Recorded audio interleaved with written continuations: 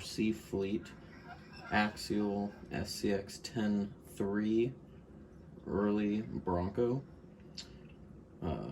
Received this as an early Christmas present from some great friends and the local hobby shop, Arctic Wings RC, here in town.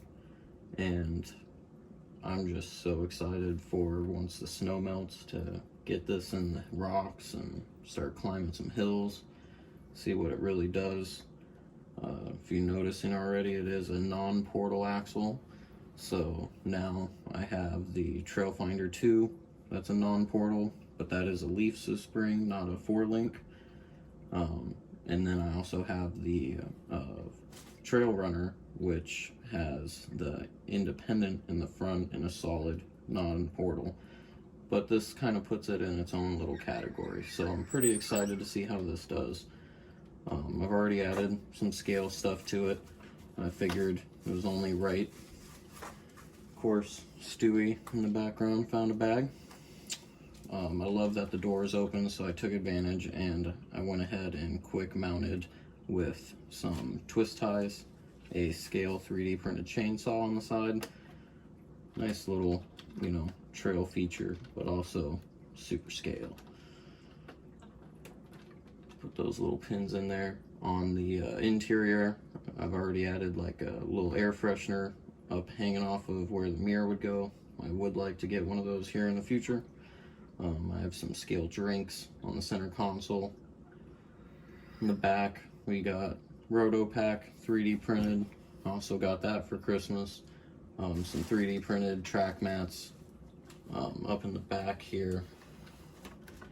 Angle it a little bit better so you can see. We have a pickaxe, a nice sledgehammer, stuff I had kind of laying around. Through a cooler, put generator in the back that I also received for Christmas. It's 3D printed from NMI Plastics. Also got a nice little crate, put my body clips in. Speaking of body clips, that is a nice feature on this rig. There is no body posts through the body. They're actually hidden. Very nice feature. I do plan to get some license plates in the future. The Buck and Bronco is, you know, it's decent for right now. At least they did that little scale feature. I already did swap out the wheels a few times with what I had laying around. I do kind of like the off silver with black lip. Kind of goes with the links. The all silver wheels on it that came were alright, but everyone likes a nice set of fresh aluminums.